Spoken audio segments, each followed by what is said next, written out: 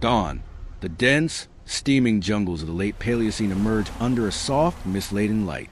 The air hangs heavy with humidity, thick with the earthy scent of decaying leaves and the faint tang of fresh water from a nearby river winding through the forest.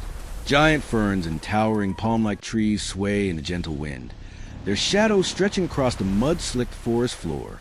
Somewhere in the tangle of undergrowth, the subtle ripple of scales slides over the damp earth, a movement almost imperceptible but deliberate, the pulse of an ancient predator awakening. The calls of early mammals and distant birds echo like whispers through the canopy, each sound a signal of life and survival. Along the riverbank, a small band of hominid-like ancestors moves cautiously. Their eyes scan the water, alert to sudden shifts or ripples. Every snap of a twig, every shadow cast by the rising sun, carries meaning. Food, danger, or both. The forest, lush and teeming, is also a place of hidden peril.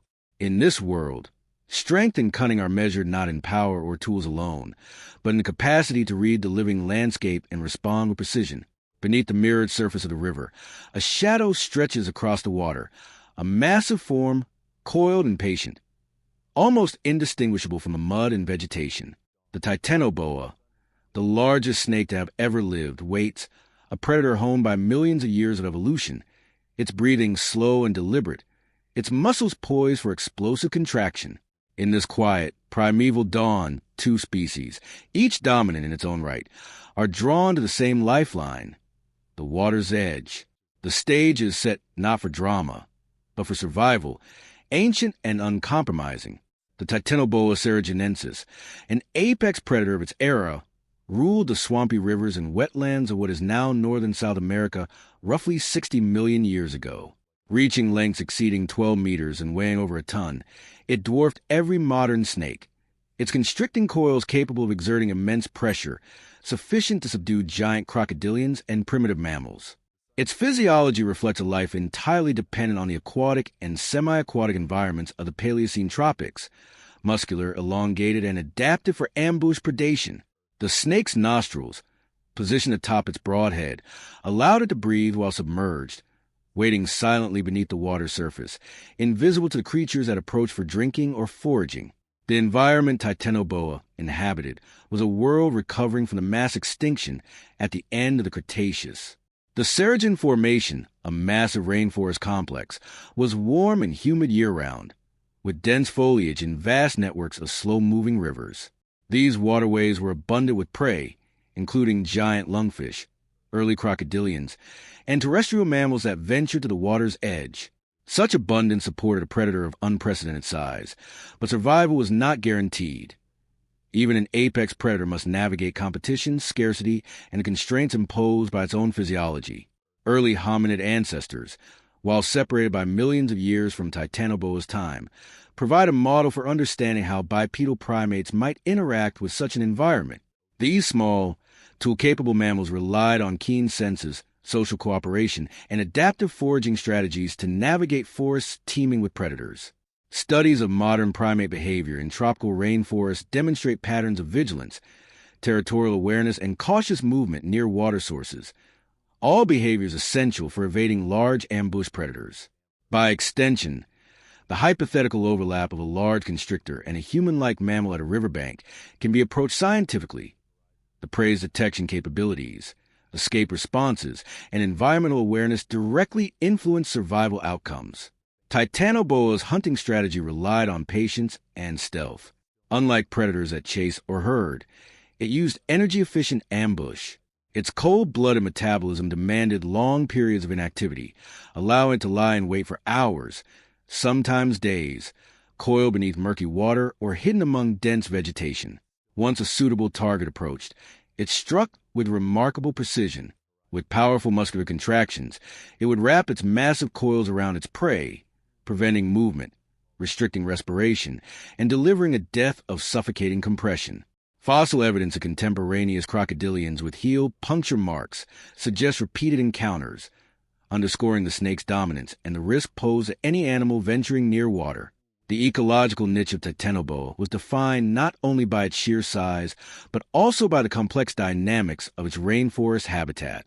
The Saragen ecosystem contained a mosaic of rivers, marshes, and forested wetlands, each supporting distinct assemblages of plants and animals. Giant ferns and broadleaf trees created a layered canopy, regulating light and humidity, while the undergrowth hosted small mammals, reptiles, and amphibians. This stratification influenced movement patterns of prey species, funneling them toward riverbanks and shallow pools where ambush predators like Titanoboa could strike. Fossilized plant matter and palynological studies indicate that these forests were among the most productive of the Paleocene, providing both abundant food resources and numerous refuges for prey species. The snake's enormous size was both an advantage and a limitation. While it could subdue nearly any animal entering the water, it was largely constrained to aquatic and semi-aquatic zones, unable to traverse dense forest floor with speed or agility. This specialization made riverbanks a critical boundary of life and death. For early mammals or proto-primates, access to water was essential for hydration. Yet each approach carried inherent danger. Ethological research on modern large constrictors, such as anacondas and pythons, reveals a consistent pattern. Ambush sites are selected for concealment, proximity to prey corridors, and minimal disturbance, all of which maximize hunting success while minimizing energy expenditure. Beyond individual survival, Titanoboa's presence shaped the evolutionary pressures of the rainforest. Its predation limited population growth of certain species, indirectly affecting vegetation patterns and competitive interactions among prey animals. Studies of predator-prey dynamics suggest that apex predators, by regulating prey behavior and abundance, maintain ecological balance, ensuring no single species dominates resources. Fossil evidence from contemporaneous fauna shows a diverse array of small mammals adapted for arboreal and terrestrial life, likely reflecting the selective pressures imposed by large predators lurking at the water's edge. In this environment, every movement mattered. The hypothetical encounter between a human-like primate and a Titanoboa would hinge on sensory acuity, timing, and environmental awareness. The snake strikes, though rapid, were predictable in terms of spatial constraints. The prey's advantage lay in vigilance, detection of subtle water displacement, and rapid retreat to elevated terrain or denser cover. Such interactions, while extreme in scale, follow the same biological principles observed in modern predator-prey relationships: risk assessment, energy budgeting, and the constant negotiation between opportunity and survival. Titanoboa represents an evolutionary pinnacle of ambush predation, a creature whose form, behavior, and habitat are inseparable. Its story is a reminder that survival in primeval forests was not measured in heroism, but in acute perception, adaptability, and the quiet persistence of life within a complex, interdependent ecosystem. One of the most striking aspects of Titanoboa is its approach to survival biology.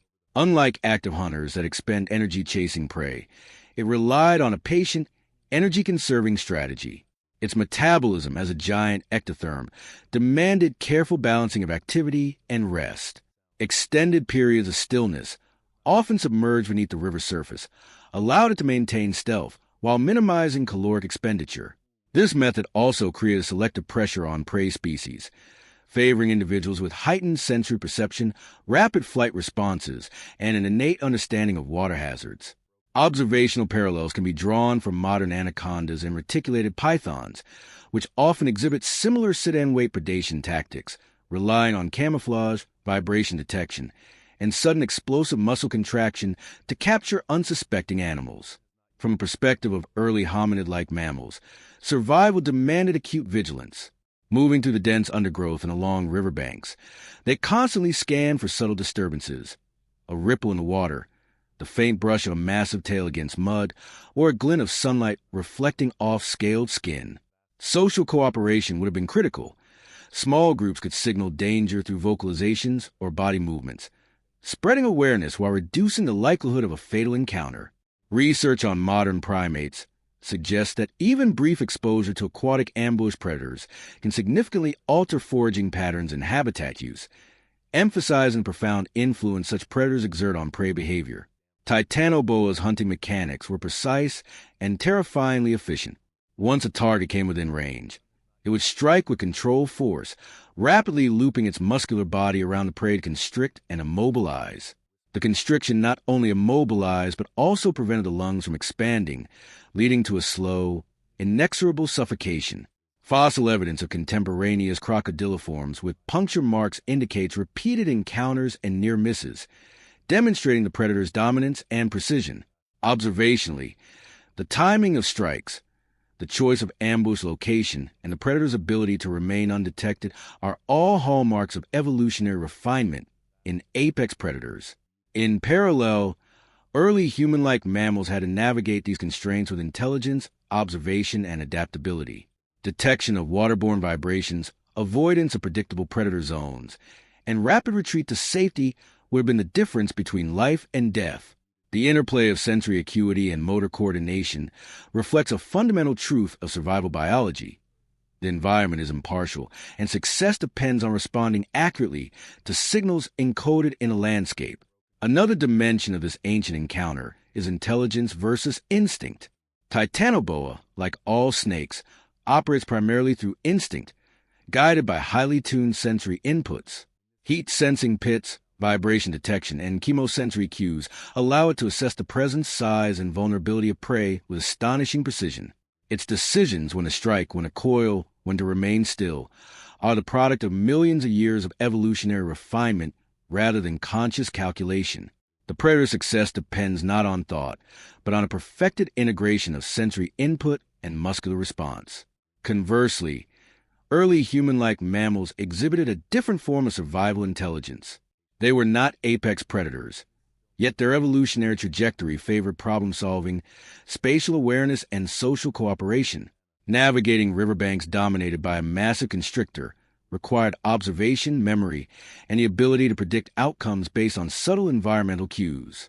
Studies of modern primate groups reveal that individuals learn to recognize patterns of predator behavior, adjust foraging strategies, and coordinate movements to reduce risk.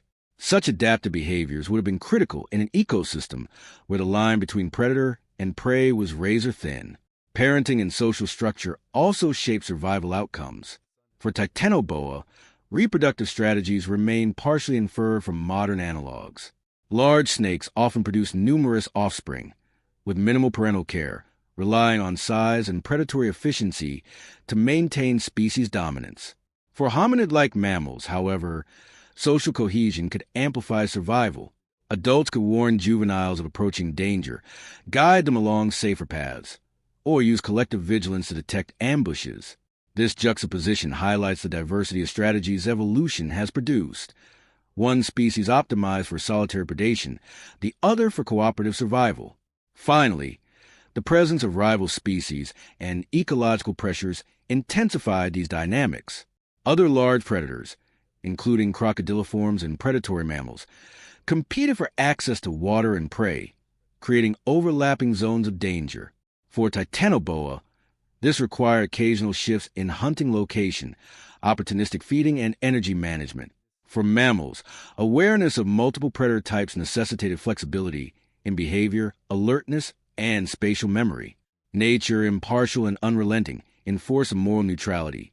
Survival is determined not by intent or courage, but by adaptation, perception, and timing.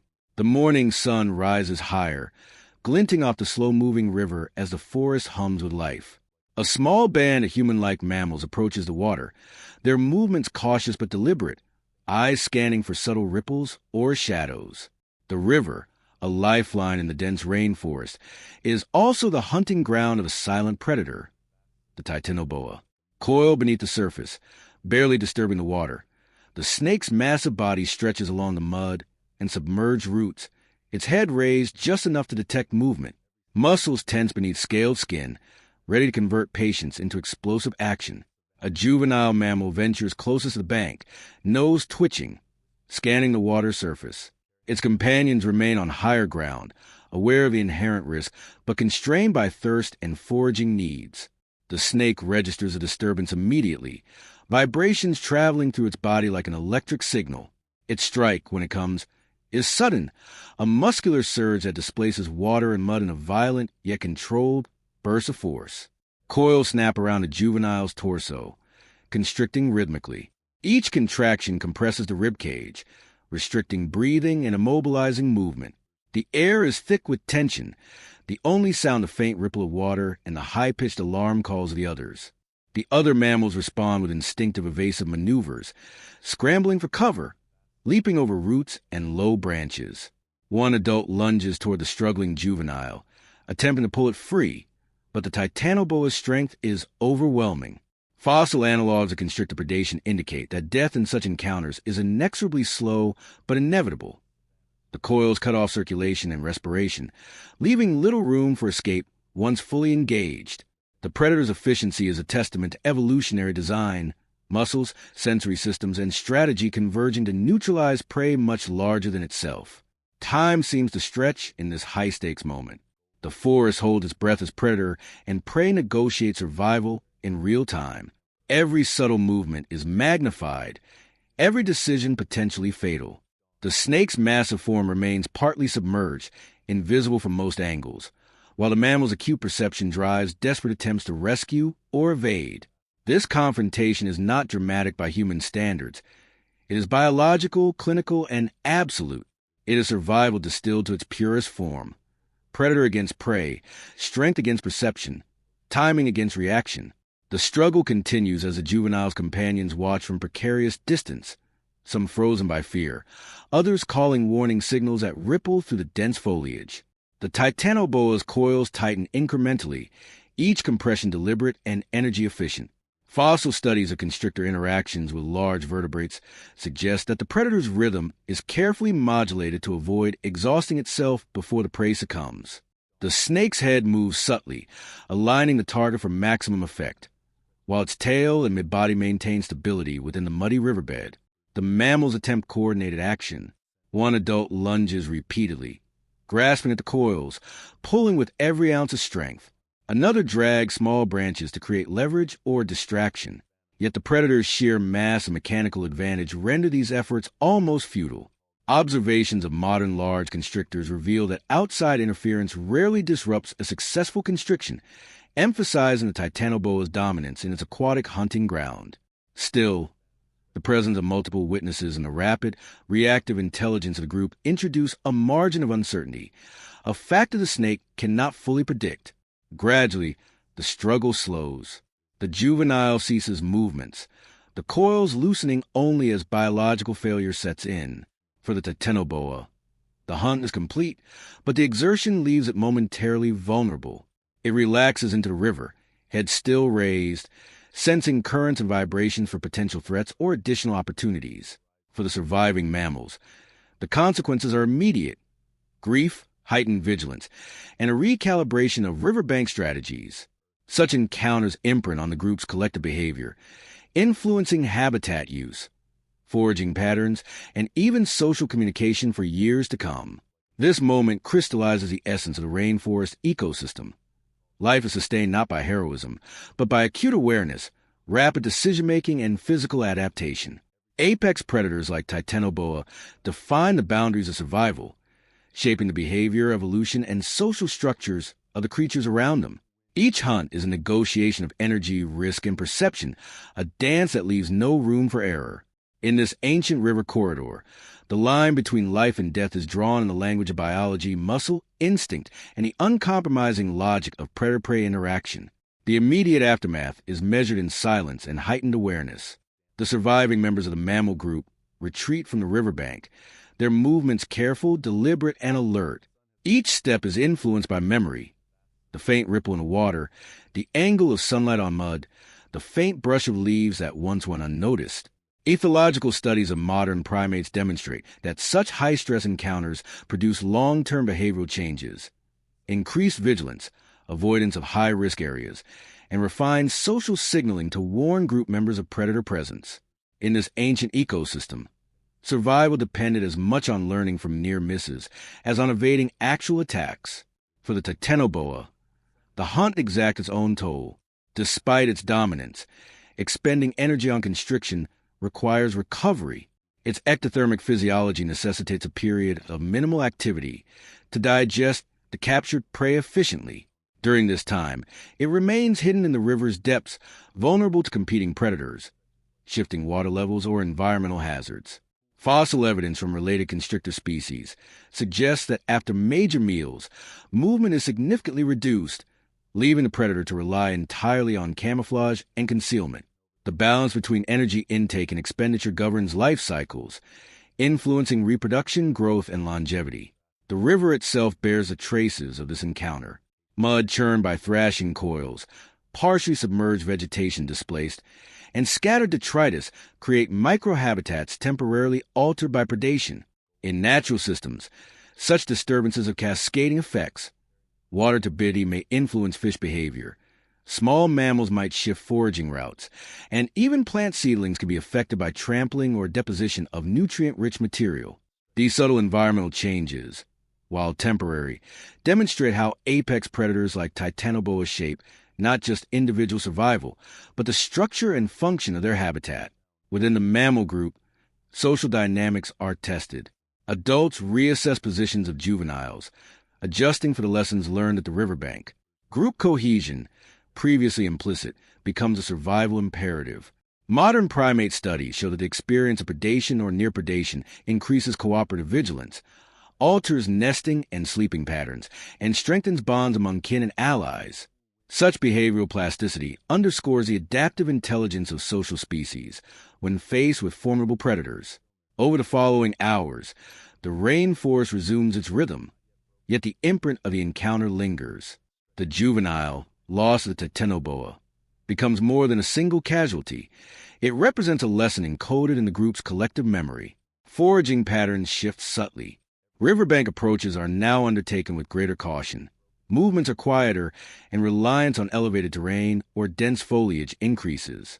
Studies of modern primate populations exposed to repeated predation risk show similar adaptations, highlighting that survival in such environments is a balance of opportunity and caution, shaped by both instinct and experience. Titanoboa, having secured its meal, begins a slow process of digestion, coiling beneath the surface in near total stillness. The snake's energy is now dedicated to processing its prey, a physiological necessity for such a massive predator. During this period, it is largely immobile, its presence both unseen and influential. Other animals in the vicinity, small reptiles, amphibians, and even fish, alter their behaviors in response to this predator's latent dominance. Observational research indicates that apex predators indirectly regulate entire communities, their influence extending beyond direct predation to behavioral modification, territorial displacement, and ecosystem structuring. The environmental consequences extend further. Water clarity fluctuates, sediments shift, and nutrient distribution is momentarily altered by both the snake's movement and the struggle of its prey. Such transient changes can influence the growth of aquatic plants, the feeding efficiency of fish, and the foraging efficiency of other mammals dependent on river resources. The interconnectedness of predator, prey, and environment becomes evident. Each action reverberates through the ecosystem, influencing survival outcomes long after the immediate threat has passed. Even in the absence of direct confrontation, the ecological memory of this event shapes future encounters. The surviving mammals adapt, displaying heightened coordination, reinforced vigilance, and refined communication signals. Titanoboa's continued presence reinforces the boundaries of its territory and the implicit rules governing life along the river.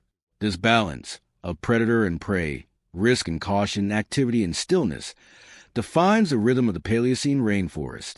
Life persists not through heroics, but through observation, adaptation, and the silent negotiation between strength and survival. In the quiet that follows, the river continues its steady course, indifferent to the dramas enacted upon its banks. The Titanoboa rests beneath the water, a monument to evolutionary design. While surviving mammals move through the undergrowth, their senses sharpened by experience. Life in this primeval forest is measured not in triumph or loss, but in the delicate calculus of survival, perception, timing, and adaptability. Nature offers neither justice nor cruelty. The predator consumes, the prey flees or falls, and the ecosystem adjusts without pause. Each act, each encounter, leaves a mark on behavior, physiology, and community, yet the forest endures beyond any individual. In these interactions, we witness the raw logic of survival, the power of specialization, the subtlety of instinct, and the unyielding necessity of adaptation. This story, reconstructed from fossil evidence and ecological understanding, reminds us that life's greatest dramas are rarely witnessed, but always written in the patterns of movement, the echoes of struggle, and the silence after the storm. In the interplay of predator and prey, there is beauty and precision, a tension that shapes evolution, and a continuity that transcends time. The Titanoboa and its prey exist as threads in a vast, unbroken tapestry. Each encounter a testament to endurance, balance, and the relentless persistence of life itself.